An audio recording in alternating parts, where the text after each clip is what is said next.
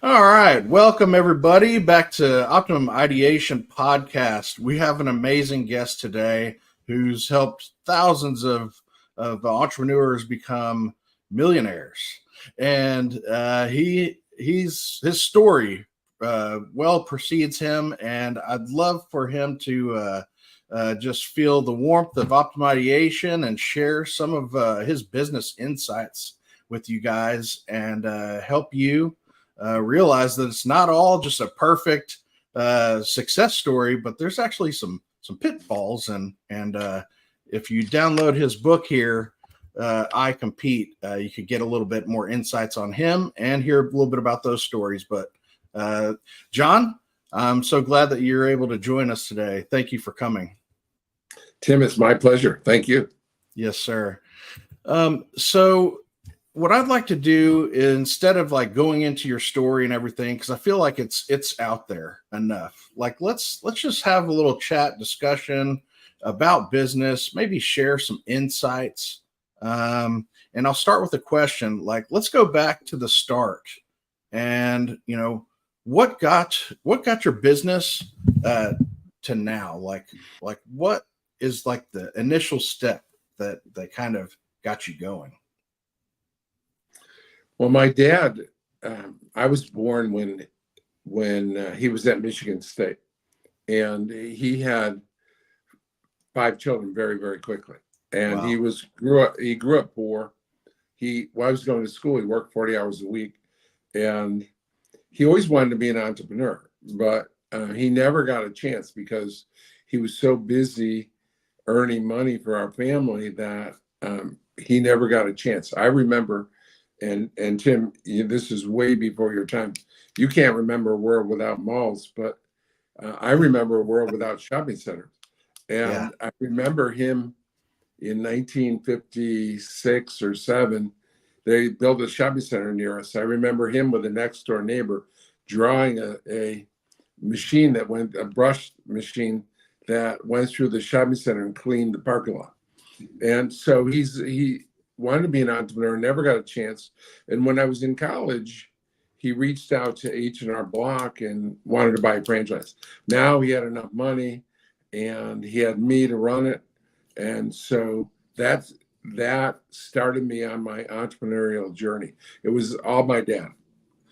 Yeah. So I guess I'm kind of like that too. I have 3 children also. So, these past 6 years that I've been doing entrepreneurship, I'm me and my wife, she homeschools and I kind of help and coach.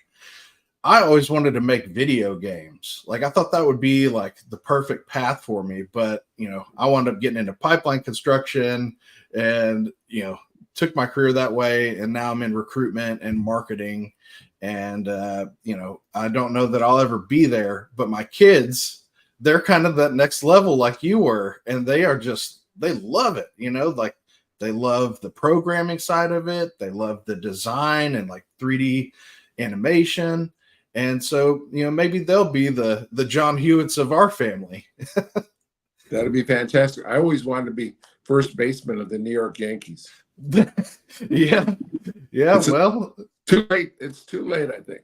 Oh, hell. Why don't you just buy them and then put yourself in there?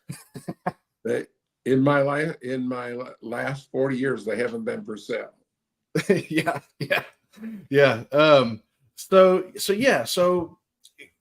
my thoughts is my business, it started from an idea. So for you, that's maybe your dad's idea was for the tax, but but if you look back on it, what did it take to make it into a reality? Well, eventually, he was the CFO of a public company, and he bought one of the first apples by mail in the 70s, and it was so old that it's now in the Smithsonian. And he liked the little Apple computer that he used at home better than the mainframe that was running his company. So he decided that we should computerize taxes. So in 1981, he and I revolutionized taxes and came out with the first the viable desktop software. So smart. It's genius.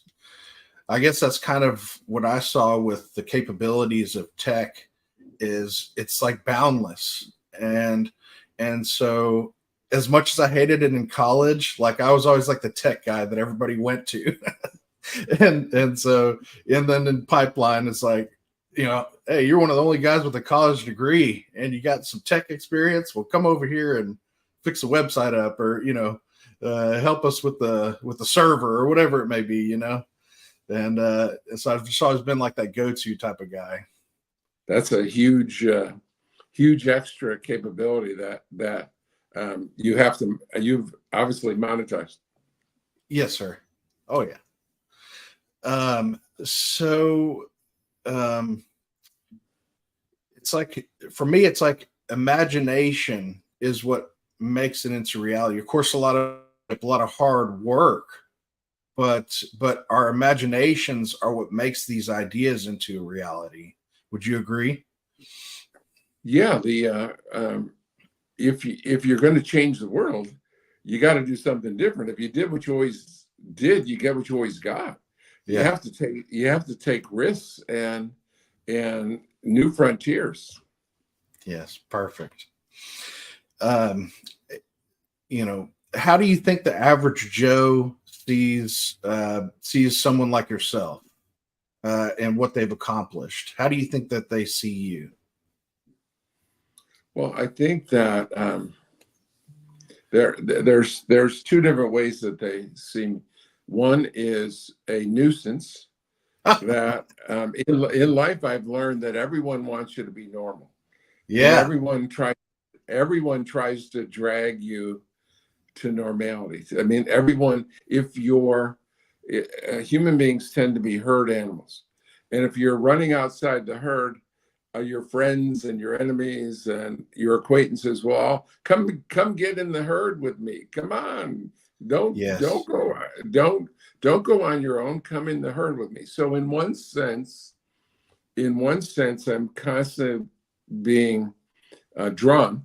People are saying, come back and get normal, right? Because I say I walk the tightrope of crazy.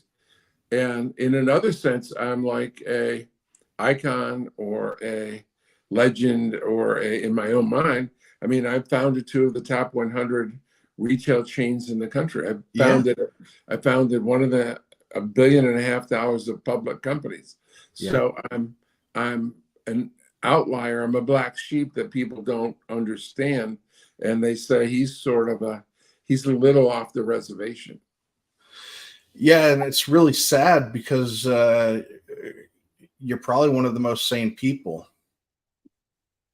and it takes a lot of self work to keep building things when everyone around you falls away, or a majority of the people around you fall away. So with that being said, I've felt that myself, and it's like in order to kind of maintain friendships and things. Like, I was in a fraternity, I was like the outgoing guy, I had tons of friends, and then it's like you start your own businesses, and like you said, like it's like crabs in a pot. Like, everybody wants to pull you back. They want you to go drinking, they want you to go partying, they want you to maintain these old ways of yourself, and it's just simply not the truth. It's not who you are anymore. And it's not that you don't love those people and still want to do those things. It's that you have to be a better version of yourself to be able to build your, like you said, your $1 billion enterprise. And it's really kind of I don't want to say sad, but it's lonely at times. And you just, for me, I just wanted community. I wanted, to build something to help everyone around me. And it's like you just get to the spot where you really only relate to like a very small percentage of the people out there. And I don't think that people really realize that. Unlike yourself, I've never sought community. Uh, yeah. Yeah. As I gained money, I spent my money to, basically invest in my company to help others, recruitment staffing company, helping hundreds of people, through these crazy ass times that we've all been going through, putting them in Tim, jobs, we careers. lost you there. I don't know if it's me or you. It's probably me. Can you hear me? Um, can you hear me now?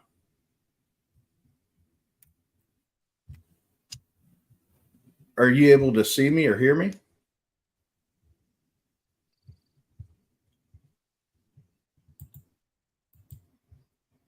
Huh. Can you hear me?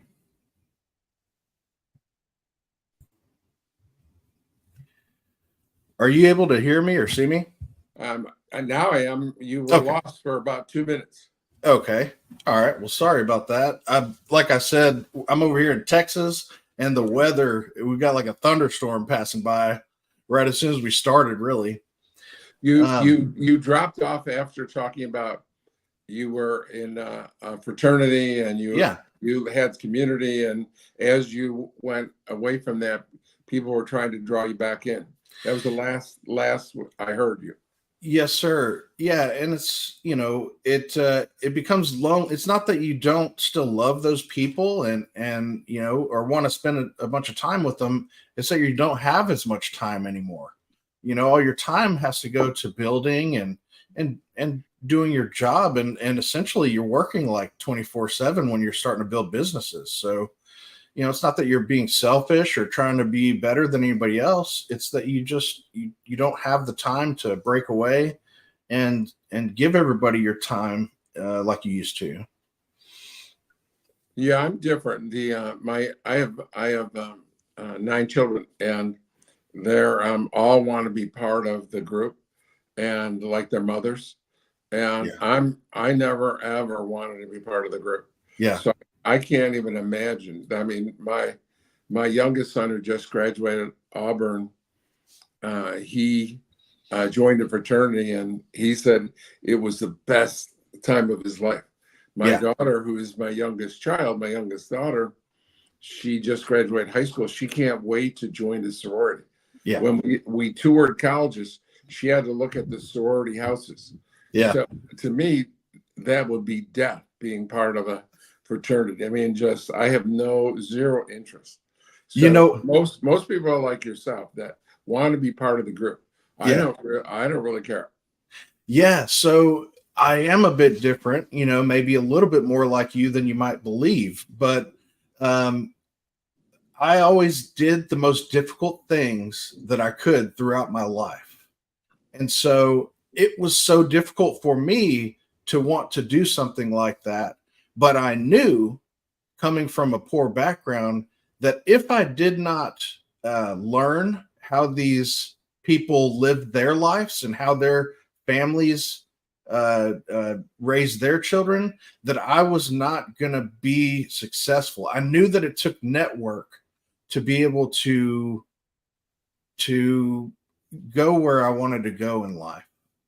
In Rich Dad Poor Dad, in one of his later books, he said that 90% of people in life will give you advice. Yeah. He said, but only 5% are financially successful. So why are you paying any attention? 90% will give you advice, but only 5% are successful. Yes. Yes. For me, I had to be big on like observation, and like I graduated at 17 from high school and literally went and got a job at Eckerd's, got some scholarship money, got some, financial aid money, and put myself through college. And, you know, um, I graduated with about 30K in debt and paid that off in 4 years, and then bought a home, and then, just kept going, built my business once my house was taken care of. And it's just, it's like, I don't think I could have been able to do that without, uh, building my network and meeting more people and, getting the word out there. And so that's kind of what I do now, is help people get their word out there, if you will, kind of like what you're probably doing with loyalty brands, helping businesses to, build their network and community, etc. Absolutely. I change people's lives, and I saw Denzel Washington on Facebook the other day, and I was totally surprised. He said the most selfish people on the planet are people that help others. And I said, what? And he said, and then he went on to say, it's because they're the happiest people in life. And there's no greater happiness than changing other people's lives and making them Wow. improving people. Wow. Yes. Wow. So if you were consulting a small business owner on raising capital or finding investment partners, where would you send them? What advice would you share? Well, I think that if you're starting a business and you don't have any friends or relatives or friends of friends or relatives that will invest in you, then you probably shouldn't be self-employed. So I start with my friends and family, and then their friends and their family. And I've started each of my businesses, I went to them. And even though the first time when I started Jackson Hewitt in August of '82, we only raised $129,000. But I've had 5,200 franchisees join me. And when and many of them ask me for financing. And if let's say they're your age, they're 40 years old, and they can't get anyone to invest in them, either lend them money or buy stock in their company, then why should I invest in them? I mean, that if you can't convince the people that you've known that are your friends and relatives, then you probably almost shouldn't be in. Oh, okay. Yeah. So in listening to your book, I Compete, it seems like, there were really hard times at some points, and you were able to get these people to invest in you. So into your brand. So what does that look like? Because if you look back, I'm sure that was hard times. What did that look like at that time, if you can reflect on it? Yeah, one of the most important talents in building a great company is you have to get everyone to buy in. You have to get everyone to drink the Kool-Aid. You have to get your investors, your employees, your customers, your vendors, your franchisees. You got to get buy-in from everyone. And so you have to be good at communicating. You have to have a vision that's pretty accurate. And then you have to get everyone to buy into that vision. So I imagine you had like a business plan that you had drawn up, and you went after it in a presentation type manner, selling it. Always. Okay. Every business I've started, I've had a 3 to 5 year plan, and that's essential in getting people to believe. We discussed this a little bit beforehand, but I feel like business founders are like the Olympians of the business world. And so with that being said, like mentally and physically, like, are there some tips and tricks that you could share that have kind of, helped you along in your endeavors?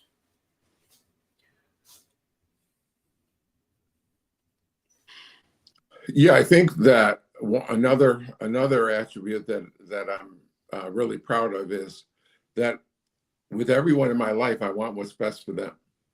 So a lot of people, come and work for me, and they take advantage of people. I always want what's best for each person I deal with, and when it's best for me too, that's wonderful. But if they're meant to go somewhere else and be extraordinary, God bless you, right? Life's too short. So an attribute and a characteristic that's served me well is doing what's best for every person I meet. Yeah. Yeah, I've kind of lived my life that way too. And it's just, don't really have too many enemies, if you will. You just try and do the best by everybody. A lot of times I've been burnt that way too. Oh, absolutely. But absolutely. Most people are ungrateful. Yeah. Most people don't agree. I mean, even my children are ungrateful. And I try to lecture to them, being in the United States and being healthy, you're one of the 1% most fortunate people on the planet. And even my own children don't get that. Yeah. Yeah. Have you traveled the world? No, I've been so busy. I've had over 10,000 offices in the United States and Canada. Yeah. And so I do all my traveling and visiting my franchisees and offices, and I enjoy that. I enjoy that way more than the thought of traveling overseas. My youngest two children, spoiled rich kids, have been to over 50 countries, but I will never waste time on that. I just love what I do, and I love helping people, and I do that locally. That's great. That's great. Who would you say are some of the biggest contributors to your character? You know what? My character almost all comes back to my parents. I had the most satisfying experience about 35 years ago. One of my new employees, who I really respected, who's still with me, her father had died suddenly. And I said, well, do you have any regrets? And she said, yeah, there's things I wish I had told him. And so I sat down and wrote letters to each of my parents. And I said, I know you're proud of me. I had founded Jackson Hewitt, $1 billion company. Today's the 23rd largest retail franchise chain in the country. And I know you're really proud of me, but this is what, Mom, this is what I owe to you. These characteristics I owe to you. And Dad, these characteristics I owe to you. And I was so blessed that they lived another quarter century. And so 25 years later, I wrote them another letter and added to the first letter. But yeah, all of my character I owe it to my parents. Do you have any regrets in your business? The way things are today? Are you just 100% happy with everything? Yes and no, right? They say people that are the most successful have made the most mistakes. So I've made more mistakes than almost any human being, because I'm more successful than almost any human being. But yes, I've made tens of thousands of mistakes. If I don't make a mistake a minute every 5 minutes.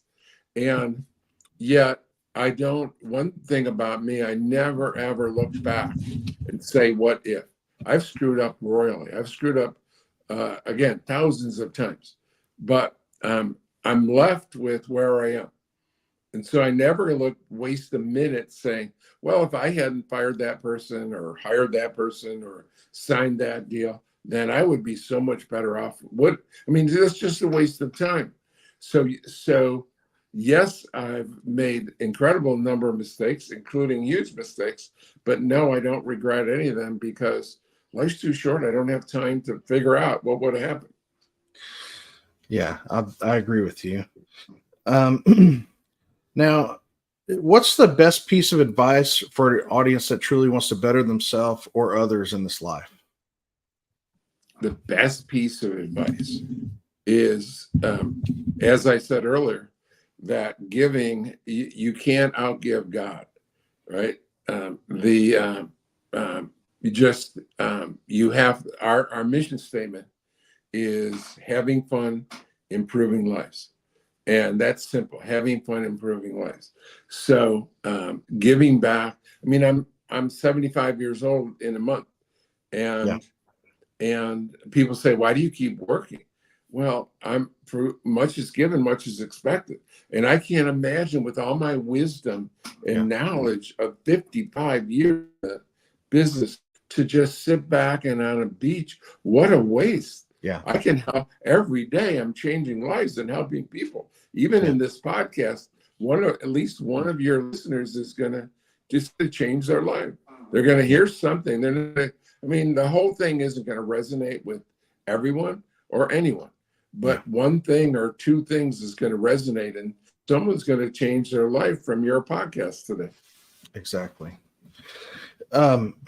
So would you like to talk a little bit about your loyalty brands and just maybe discuss a little bit about what it is and what your goals are, where you'd like to take it?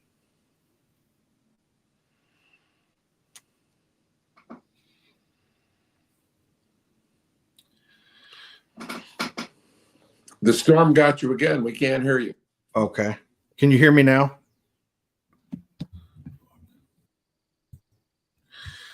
Can you hear me now? Yep. The storm got you again. Man, I'm telling you. Yeah, I was just asking, would you like to talk a little bit about loyalty brands and maybe, discuss some goals and where you'd like to take it and, how you help others? I could talk ad infinitum on loyalty brands. It's I founded 2 of the top 100 firms in the country, only one that's ever done that. And we're on our way with the 3rd time. So I'll have 3 of the top 100 retail chains and the quickest growing is Zoom and Grooming.